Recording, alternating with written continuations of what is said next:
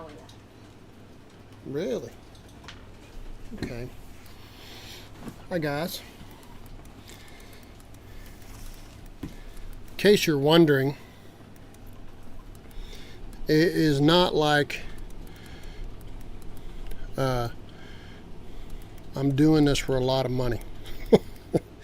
Not even close. I don't. The videos, Christina gets to do what she wants with the money because she's done hundreds of hours, maybe thousands of hours of editing and setting them up. And, you know, I think YouTube now is paying us $230 something. I made $270 last month. That was enough to pay for 2 pairs of glasses and buy a few books. Now, they did cut our CPM in half and didn't really say why. I think during COVID time period, we had a video that was telling people there were some vitamins that were recommended to me and seemed to work. Anyway, they said, you're not a doctor kind of thing. You can't make those recommendations. You cannot say that these things are good. So that was, you know, way back 2020. But I don't think it has anything to do with it because our CPM was fine until probably 6 months ago, about twice as much. And didn't say why, just cut us. And like, whoa, you're getting half of what you were. I guess they need the money to fight off all their lawsuits. In any case, the motive for me is to leave behind the things that I have learned, and everybody's journey is their life is from a different viewpoint. But what I have learned works for me, and there's plenty of critics, and I have no problem with somebody being critical. The problem I have is they wish for their viewpoint to be overarching over top of what I've done to show people how to do things. So they want to criticize it, which is kind of foolish because I actually had one just recently was saying that I'm doing something wrong. And I said, well, you know, you can always get your own channel and do a better job. I promise you I won't go to your channel and blow you up. But there's plenty of those people. I've had them say things like a 3-year-old monkey could do better. I said, boy, I sure would like to know where you get those monkeys. But there was a metal roof monkey. But what I'm saying is the motive for me to do it is to leave behind the things that I've learned. And even if no one else has use for it, which seems to be there are some people who do, it works for me as a resume. Say somebody wants to know if I know what I'm doing. Just because I have gray hair doesn't mean I know anything. Maybe I just got out of correctional institution and faking it until I make it. You can see me do those things by going to that resume. But most importantly, long after I'm gone, if the internet is still available, those things will be available for my boys and anybody else who has a mind to use the experiences that I went through and shared with everybody. That is the motive for me doing it. And I end up talking with a lot of the handyman, repairman guys who try to start their own. Some of them try to specialize, focus on pressure washing because it just isn't working out doing the wide range of things. So I'm going to try to do that, and I don't blame them if they're very comfortable with that. That's a good thing to start off. It might be just all you need for a business. So one of the discussions comes up with those young guys is, what do you do about estimates? And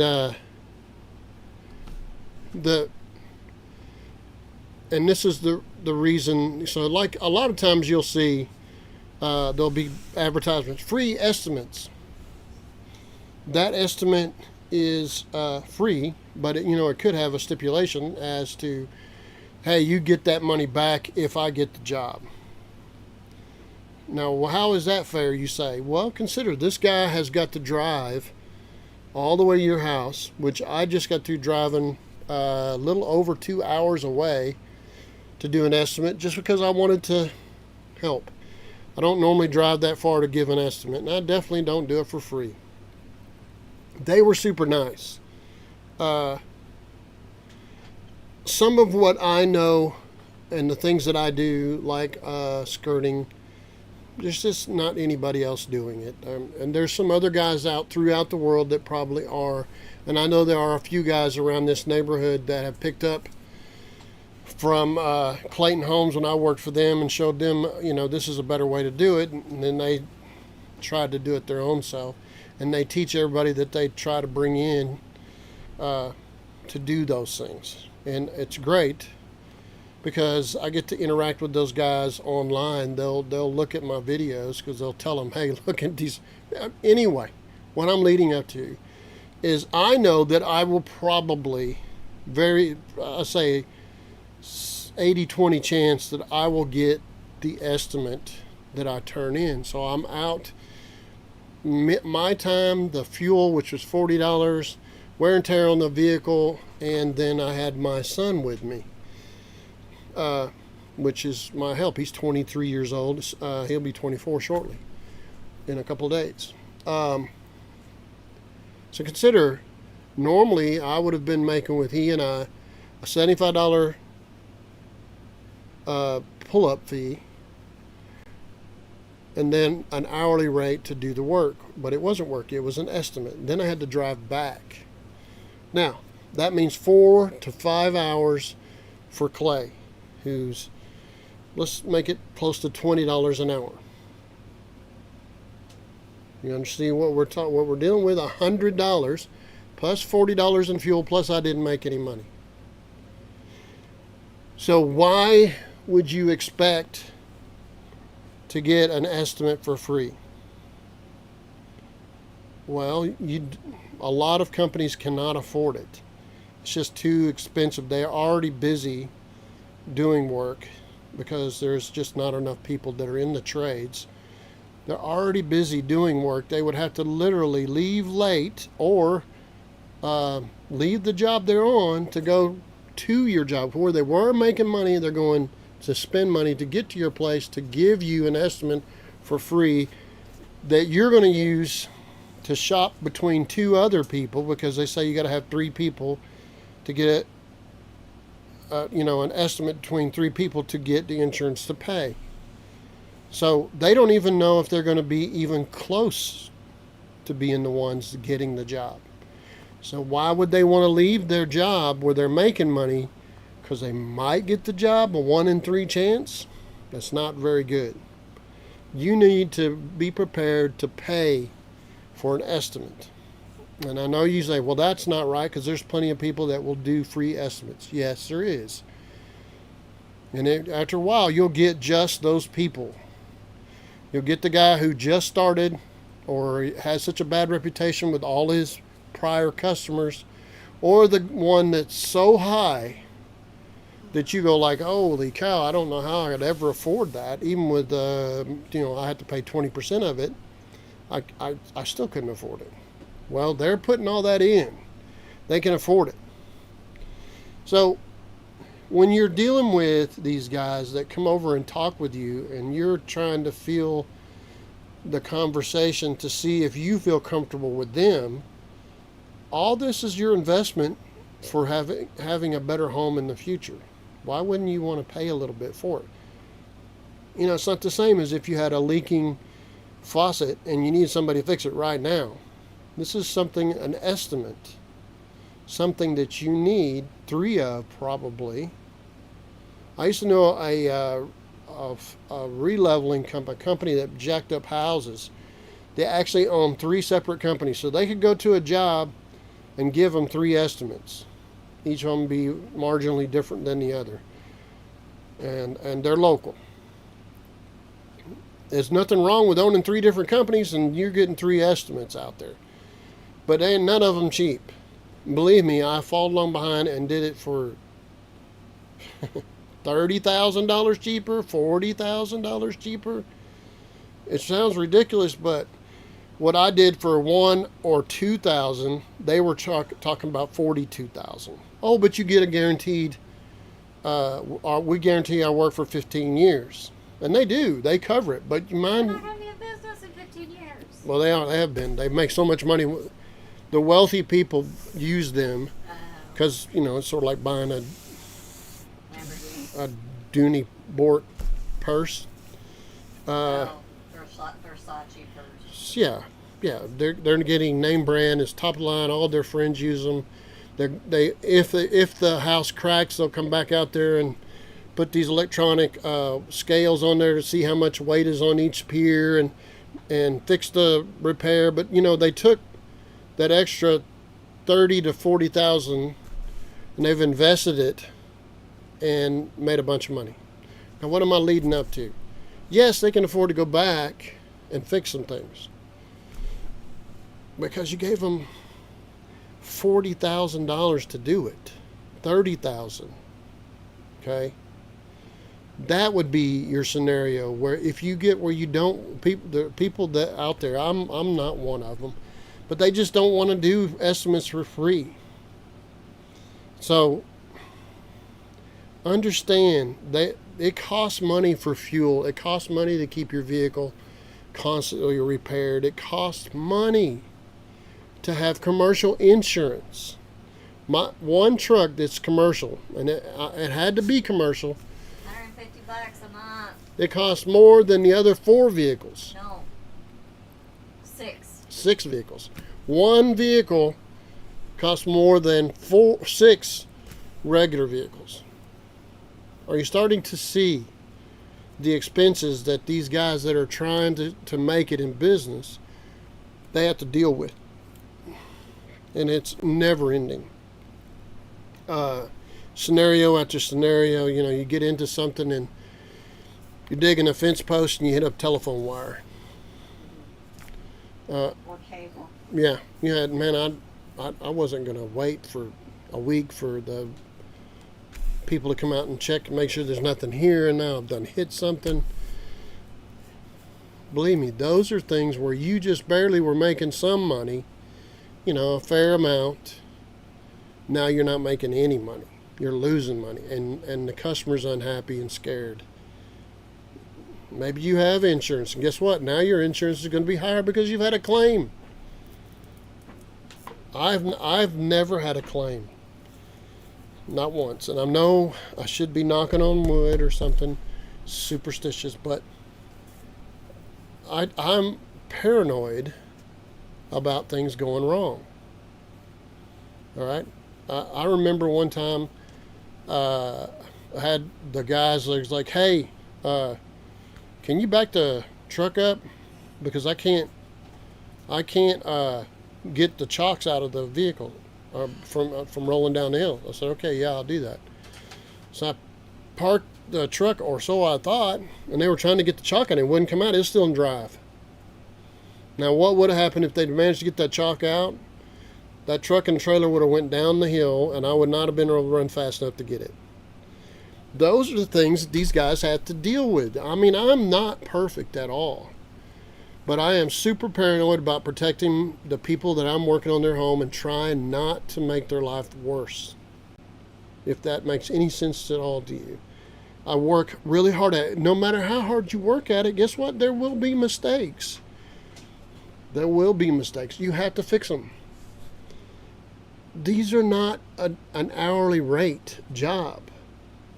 They might go out there and you say, you know what, I changed my mind. I don't want you to do all this work. I've decided that I want to do the painting myself. And yet you bid it all together. And you like, oh, well, yeah. I have to rebid it. Yeah, and they're like, holy cow, I was counting on having some of that work to make up for the other stuff I did real cheap. So, and I don't blame you for wanting to do your part of the work. But understand, those are things that these guys have to deal with, including me. There's people that are mad at me because I don't get to them. It's like the whole town is on fire and I'm a fireman. And I'm not advertising. Okay, this is word of mouth. And they feel like haven't even sent out postcards in years. So, at least a year. mind you guys, my motives are different than theirs. I don't have the massive overhead that they do. I'm not strangling myself to get through, to just get some money turning over and keeping my guys busy. I don't have that overhead. I don't have a fancy truck. Okay? I'm driving a 99 right now, a 360. Gets bad gas mileage. But it has a utility bed. I paid $3,000 for it, and it seems to hold up so far. But, transmission could go out on that thing. It's only got 135,000, but that don't mean nothing. A tire could go, a bearing could go. All these things are what these repairmen are having to deal with. And I've seen them where they work out of a minivan and they strap the ladder on. I did that once. I tried it. I had a long one. I had so much tools that it was bottoming out everywhere. I just had to give it up. The minivan would have been better gas mileage and easy to get around in tight places, but I had to give it up. I couldn't do it. I had to go back to a truck, full-size truck. And I carry more tools now than ever before. And one time I went all the way up to a box van, and the box van got to be so awkward. And I was in such a hurry all the time to go from one job to the other, thinking I could cover it all. But eventually my reputation was good enough that I just couldn't cover it all. Couldn't do it. And I am apologetic to every person that gets mad. Oh, you didn't make it. I thought you would. I didn't say I would, but they thought I would. Okay? So people will, make plans that you didn't know anything about, and they will get on the phone and have a bad day and just chew you out because you don't even know why. Because they are in a bad way. They need you to come over there and do something. They want it now. But you can't leave somebody else that you started working on to go do that. The only way that I managed to do that, if I talk to the person that I'm doing hey, I need to go over there and get this water from running all over the floor and take care of it. Second way to do it is after I stop at 5 o'clock on one job, then I drive over to the other job and I work on that one. And I've done that off and on through the years. And I want to remind you that it takes somebody who's willing to work those many hours and have an understanding wife, which at the time I didn't have one. I had babysitters that I paid well enough that they bought a new car. So I am telling you, it is difficult to be a decent repairman. It is very, very difficult. It is not like, You want to think about other streams of income. You should. Even me, I've been telling other guys that are trying to do the repair work and things like that, hey, you should take your truck and get some apps and see if you can make some money, picking up stuff for people and taking it to the dump and all that kind of thing. Well, not a one of them has done it. So what I think I'll do, instead of just saying, hey, you should try all these different apps, and these videos tell you the apps to go to, You do not have time. I'm going to try a few of these apps and see if I can, see ways for these guys to fill in the gaps to haul off stuff and make money. Okay, guys, the reason I'm saying he does not have time, he will leave my home at 7 a.m. I do not call and start looking for him until 9 or 10 at night. So, what I'm leading up to is sometimes these guys will work at a restaurant, like a Sonic or something. I know one that did, Popeyes. work there 2 or 3 days and then try to get to their business so they can build it up. So it's really tough on them whenever you go like, oh, we decided that we're going to take a vacation. We'll see you when we get back. Believe me, it just wrecks a guy's budget. And it's not your fault. You can make impromptu, but I'm just trying to explain to you. Not to say you can't take your vacation in an impromptu way. I'm just telling you that whenever you start complaining about how high they are and how poor quality they are for what you're paying, you are not aware of all the things that they have to do. They have to be available to you at when you want, and almost everybody wants you to be there after hours when they're home, they're not working. How do you do that? Show up at 6 o'clock and work till they're tired of you being there like 9? You can do some of them that way, but you better have another job to work on before that. Me, I have a collection of keys like you wouldn't believe, that people have given me keys to their restaurant or whatever and said, hey, just take this to get in here. I trust you because I've had years and years of experience with a lot of different people. So I have all these keys. I don't even know what they go to. I'm not about to, make them available to anybody else. But what I'm leading up to is you have to do things in addition to, fitting somebody's schedule when they get home. Well, maybe they work at night and they don't want you to wake them up in the morning until after 2 o'clock. Or they want you to be there at the 5 crack of dawn so they can go to sleep after you leave. Right. They want you to be there early so they can, Believe me, you have your reasons for those things, but you're looking at somebody bending their schedule to fit yours. Are you going to be able to do that with your mechanic? Just take it to them and drop it off? Maybe, but you don't get your car back till they get to it.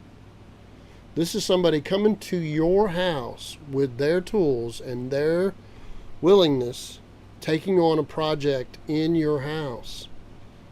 Okay, driving to your house, not the mechanic where you took the vehicle to them, that project to them. They get to it when they feel like it, when they got time.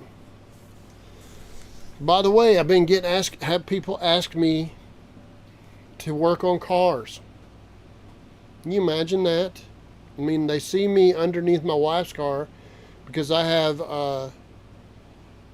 quite a long history of working on cars. But my wife's Tahoe, the catalytic converters are kind of getting clogged up. And, I bought a setup to replace them. Well, the bolts are, rusty and been there for 20-something years. They're not going to come off real easy. It's just going to be hard. So, she has a little business selling chickens called Chickens for Chicks. Yes, it has its own YouTube and its own little videos. And so these people like, hey, do you work on cars? We have problems with our Lincoln Continental SUV here. They want $7,000 to fix the air shocks in the front being down. And then I had somebody else yesterday say, hey, do you work on cars? Would you work on our Range Rover? This is what our problem is. So that is them bringing work to me. On occasion, I might drive over there and work on their vehicle. But consider all these things, guys. You have to have somebody who's capable of understanding your problem, knows where to get the materials to fix your problem, has the skills and the tools to fix your problem, and the willingness to control the quality to fit your budget. Believe me, I could charge a lot more, but because I want the quality to be over the top nice. But that's not what somebody with a little home wants. They don't want me to spend $5,000 on trim and getting it perfect crown mold and trim, make the handrails just so. They may want it but they have no idea what it would cost for me to do that. Does that make sense to you? I have to adjust to your budget. You're going to tell me, and it's like, hey, this is what I can do. How do you feel about that? That's such an unusual thing. You know, you have to have a lot of communication and some knowledge about the different methods to try to get, like, okay, they told me this is what they want. Are you talking about this? Now we got all these things that are like Instagram and Pinterest. Like, are you want to look like this? Yes. Well, do you know that costs a lot of money? I just looked into it. Big old slabs of ceramic or just cultured marble. You know, totally glass showers. Maybe that didn't fit your budget. Maybe you need... So they have to spend all that time when they're not working at your place looking at those things. Well, they could do it while they're there, but they have to spend the time to find out what it costs, how much labor is going to be in their mind, and they might make a mistake in it, not to their favor. So, you know, these are all things that I suggest that when you're using somebody, you keep in mind. How long have they been doing it? Probably if they've not been doing it as long, they're not going to charge as much. You know, the one guy I know, about an hour and a half from here, he tries to get 60, but he basically charges $25 an hour. And that's what I charged 25 years ago. Do I charge as much as other people? No, I do not. Not even close. Do I mark up materials? No, I don't. So all these things are part of your finding that person that you can work with to make what you want to happen. Or being that person. Or, yeah, doing it yourself. Or even being the person that you're the handy person. It's possible. So I suggest that we keep in mind, and that's part of why I'm telling you, it's not just like, hey, I just started a business. I got some cards from Vistaprint for $20. I started handing them out, and I got all this work, and I'm making all this money. I see the Handyman in Las Vegas. He puts out videos saying, I made $1,500 in one day.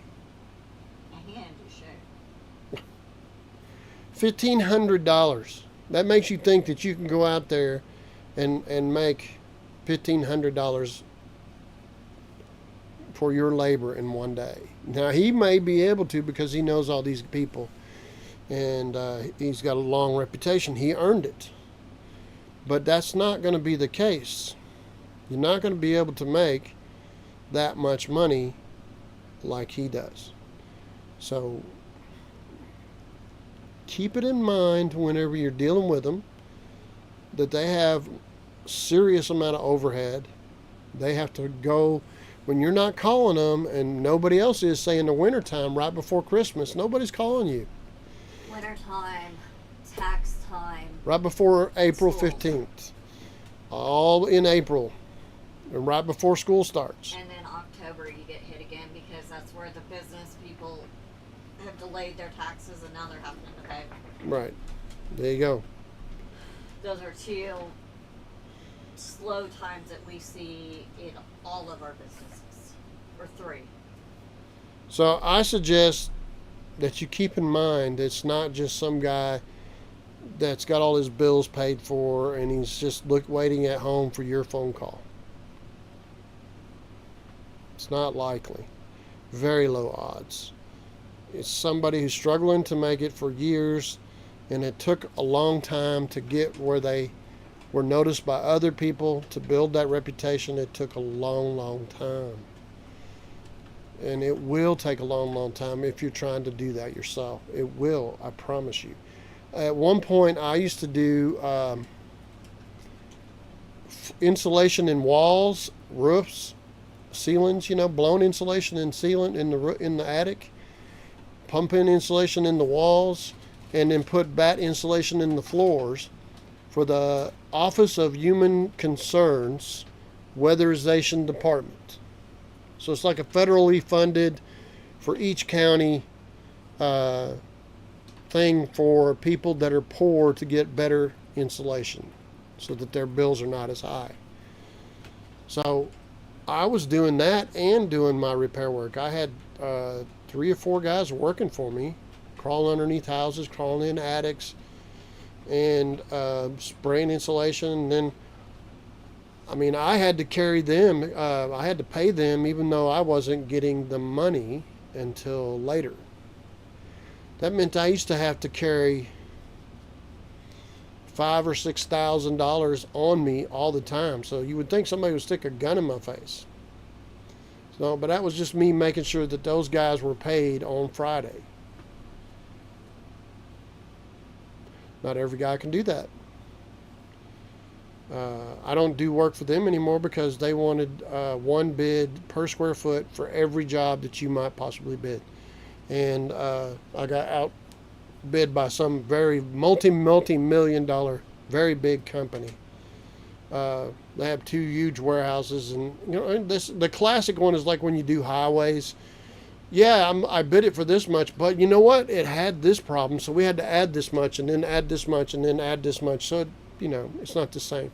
I was just honest. I just gave a price, that I thought would cover all the really bad ones with the good ones, and then they shopped it to the other big company here.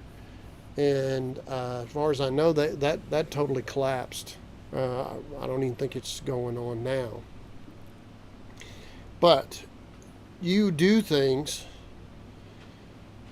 I mean, one of the things I used to do is like, hey, if you could, this is your vacation home, and you don't really care when I do the work. How about I do that in the winter when I'm slow, and I'll do it for a cheaper amount.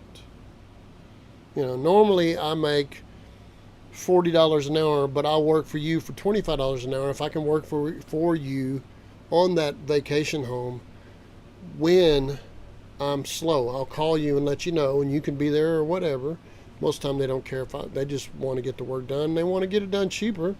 So I would like, hey, I'm slower in the wintertime. How about we just trade out, in the wintertime when I'm slow, that I'll go to your place. And I finished a bunch of big jobs doing that. And that way it carried me through the really, really slow winters and tough times. I could just fill in the gaps. What else did I do? I have traveled to other states. From here, I went to Florida several times, in several different towns in Florida. I've traveled to Colorado, right next to Denver, 2 times. What else? I went 4 hours from here to do work. I think I did a re-level about 3 hours from here, and so it took 6 hours of driving, and then it was a pretty tough one, so it took like 3 hours to do. So we had a 9-hour day, long, hard day. 9-hour day to get a re-level. And by the way, I charge like $600, soon to be $700 to do a re-level. And a single wide is more dangerous than a double wide. And that don't make any sense, but believe me, you have twice as many piers holding up a double wide. So it takes a lot more for it to fall. You can still drop one if you don't keep your jacks level and you tilt it, and you can spin all the piers. But it takes a lot more. A single wide, it's very, very difficult to get a single wide to cooperate if you don't know what you're doing. So a single wide is far more dangerous than a double wide. It's just the way it is. So you're like, oh, well, a single wide should be cheaper. No, not necessarily at all. Because you don't want to pay so little that the guy, that you got doing the work doesn't know what he's doing. You do not want to do that. Or take it on when you don't know very much. If it's very rickety or the piers have settled and leaning, there's a lot of things that you can mess up on. So, I have driven a long ways to get work, to keep my guys busy, keep me busy.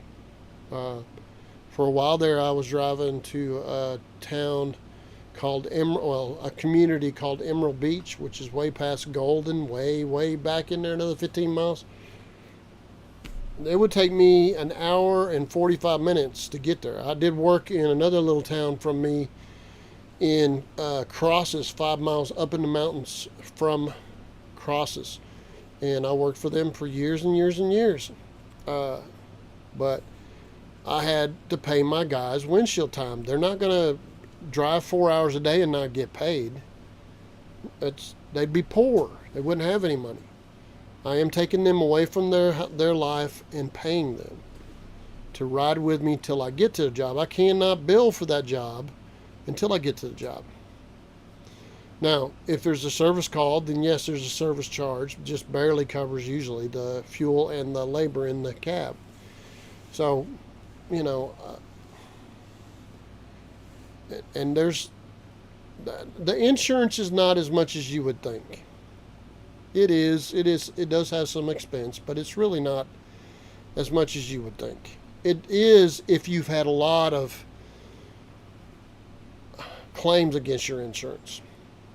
So when you talk to somebody with like the Handyman Connection, those guys, the Handyman Connection has $15 million worth of insurance. That really isn't very difficult for them to have. Not, again, very expensive. And so you don't have to have it. So you work under them. You can let your insurance, not pay that $120 a month. Now, when you work for Home Depot or for Lowe's or for any number of other businesses, they want you as a subcontractor with them to have insurance that they are the policy holder. That is to say, you will be paying for insurance for Lowe's that decides whether or not the insurance is going to pay or not. So if somebody says, I'm not happy with this paint job, I want my money back, they'll just hit it against your insurance that they are the policy holder for. You're paying that insurance. You don't get to argue with them. I mean, in theory you do, but that's why they want it in their name, because they want that customer paid so they can be passing on that, we always take care of the customer first and the contractor second. Yeah, so the contractor, he only gets half of that money labor-wise. And Lowe's already makes their profit from the material cost, and they get half of the labor cost. Home Depot too. I think it's like front porch or all those things. Those are all things that you're required to pay for the insurance, but they're the policy holder. So that insurance that you're paying for can only really be used to work for Lowe's or Home Depot or Ace Hardware or whatever other chain is willing to let you do that. So you hire them through that chain. They're even further down from making money. So the advantages that they offer are, hey, we'll take the phone calls. We'll make sure the customers are ready to pay. They'll pay us, and then we'll pay you. But if the customer's not happy for any reason, we're going to hold the money and investigate. So that guy who's doing it, which you thought was too high, he's only getting half of that. Lowe's is getting half of it for doing nothing but having the setup. Okay? Same with, the Handyman Connection. I don't really want to expose the Handyman Connection, but the Handyman Connection is not what they say they are. It is not a bidding process.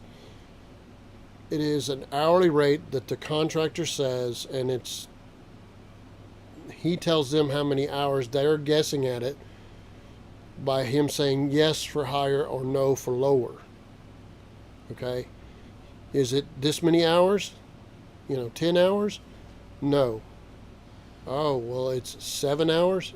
Yes. Is it 8 hours? That's correct. That's the number that they want. So they multiply it by their, year, whatever hourly rate they charge. The contractor's going to get half. They call back the contractor. This is the total. Write down this. And this is the discount. Da-da-da. And you put it all out on the paperwork. It's not a flat rate like they tend to, act like it is. I think all of them have an idea that, hey, to put in a water heater, it's this much. Put in a door, it's this much. But every circumstance is different. To build a portable building in the backyard of somebody's house, you might have to carry it through a winding path and then up a hill to where they want this building built, through fences, up staircases, carrying the wood. It is not an easy life being a repair person. It might seem like it, because sometimes they get some easy jobs like hanging a picture or fixing a mailbox or nailing up some trim that fell down on the outside of the house. But that's not all that they end up doing. They end up crawling underneath that house. They end up being out there in the cold weather, being out there in the blistering hot weather on a roof, trying to fix things.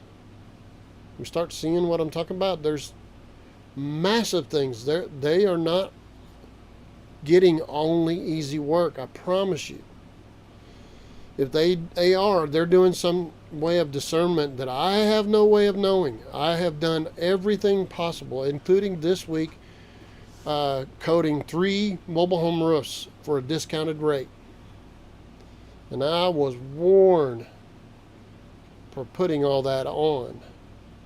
And there'll be videos out about it. But, I'm just saying there are lots of things that these guys have to go through, like broken down, blown out tire on the side of the road. They got to take it to find somebody to fix the tire. It takes all that time. They got their guys in the vehicle with them. All that's costing them money. And you're upset because they're not there. I understand why you're upset, but you don't know all the circumstances they had to go through. Maybe they don't want to tell you. But you need to understand it is not an easy thing to deal with all the varying circumstances, varying weather, varying schedules, and varying skills and tools. It is a very difficult thing to get into business being a repair person, or a handyman if you want to call it that. It is very, very difficult. And that's why I know that a lot of these guys are going on to being very specialized. And sometimes, and I've seen it over and over again, they end up going to work for another company because that company's got built up enough money to pay the payroll even though they haven't finished the job. There's enough profit in it that they can pay for the office secretary, have the big fancy trucks and all that stuff. They pay for the advertising, and the guys will work for $20, $25 an hour, 25 probably, and they guaranteed work, I don't blame them. They're trying to take care of their family. They want to go home to their family and say, hey, everything's okay. We're a little bit tight, but I'm working. I understand that. And you should understand that when you beat one of those guys down from their price, they're just trying to get by, and you may have whittled it down to where they don't have enough and they don't know it. They can't make it. There's not enough profit in it. But, they're trying to get a good relationship with you by doing a good job, and then you might get, they might get more work with you in the future. Been there, done that. So understand there's a lot of different circumstances that go into them pulling up at your door and knocking on the door. So, what should a repairman look like?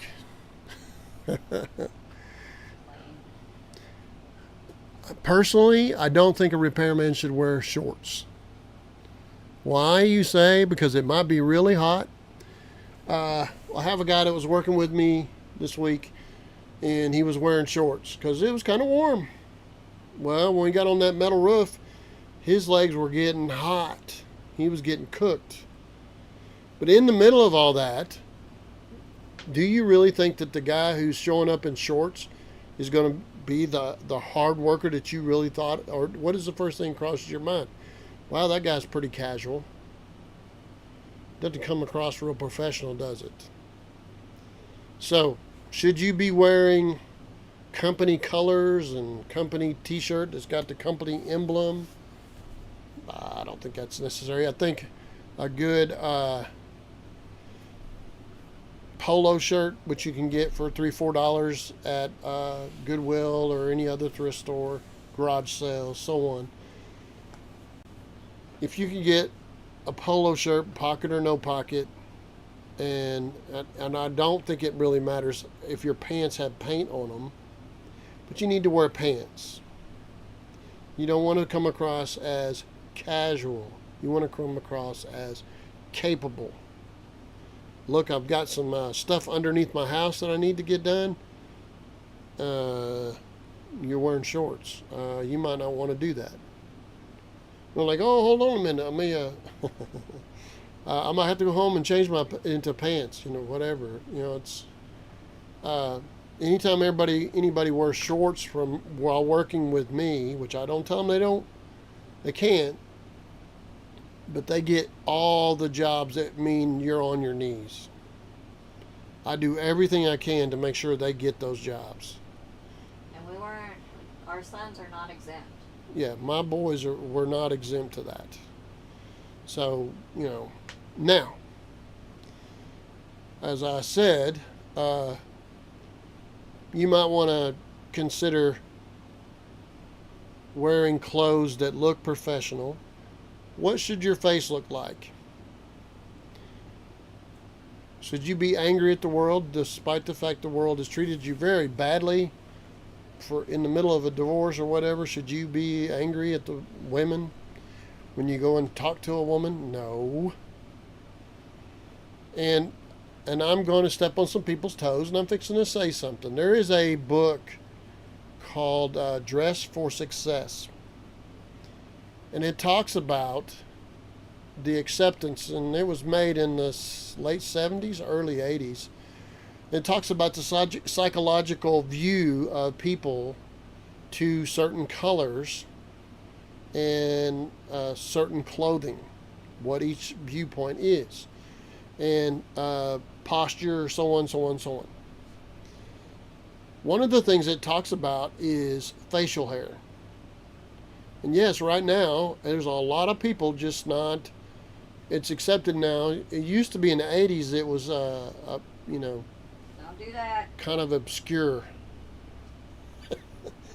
It meant something different in the 80s, but now it's much more acceptable.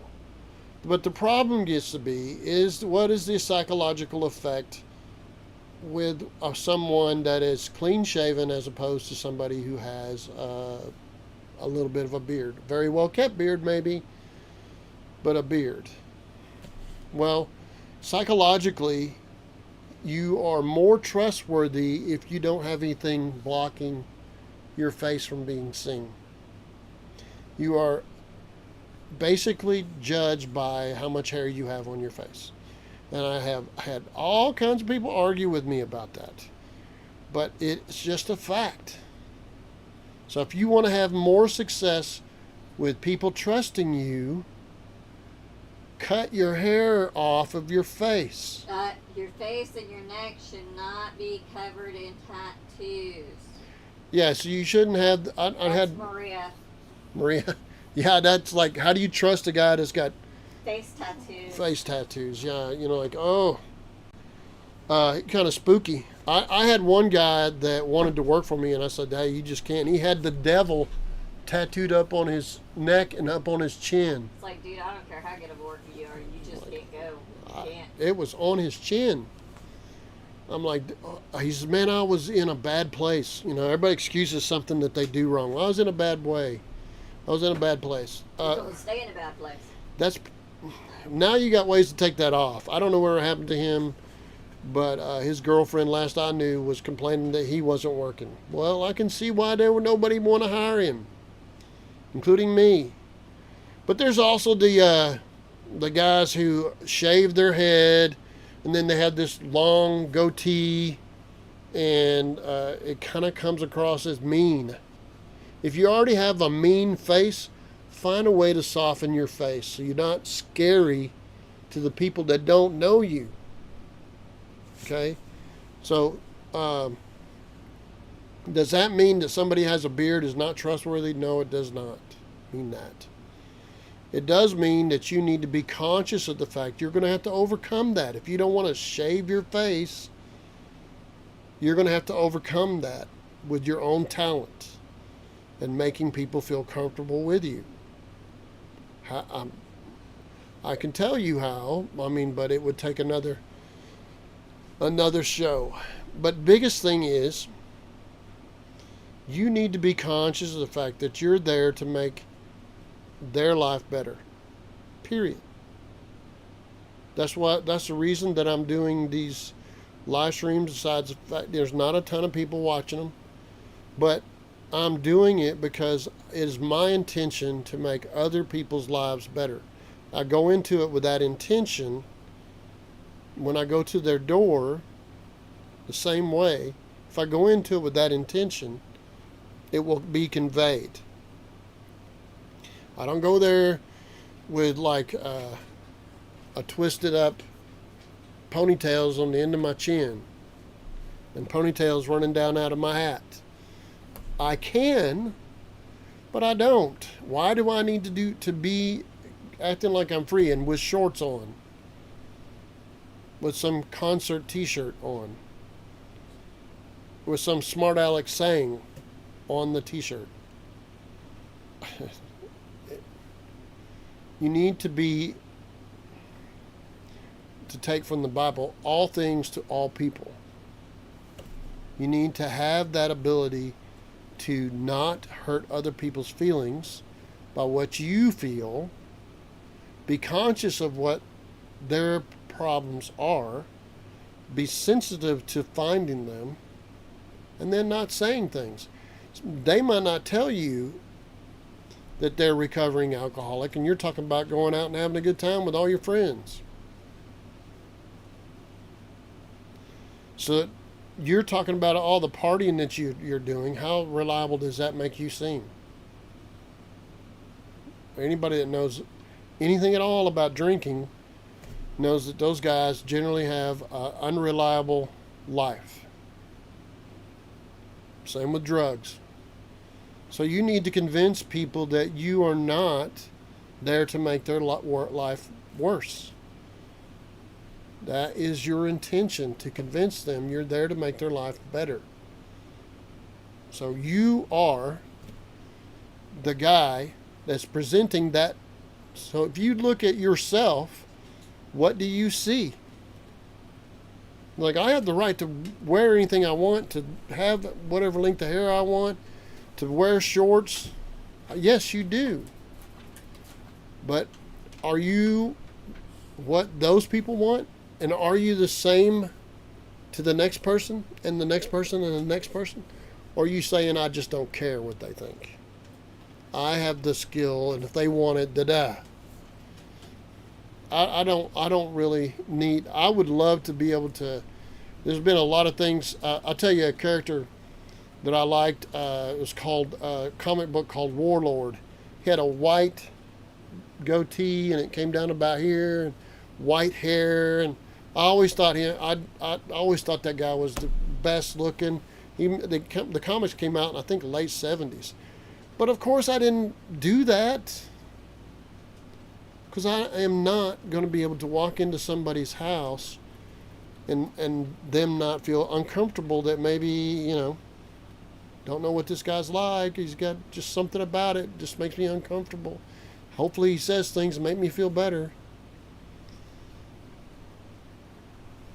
Guys, you need to think about that. You need to think about making people feel comfortable with you in their home. Now, it's up to you to figure out how to do that. And I'm suggesting you need to dress accordingly. Somebody that can bend and fit other personalities, that will work with those personalities. Okay?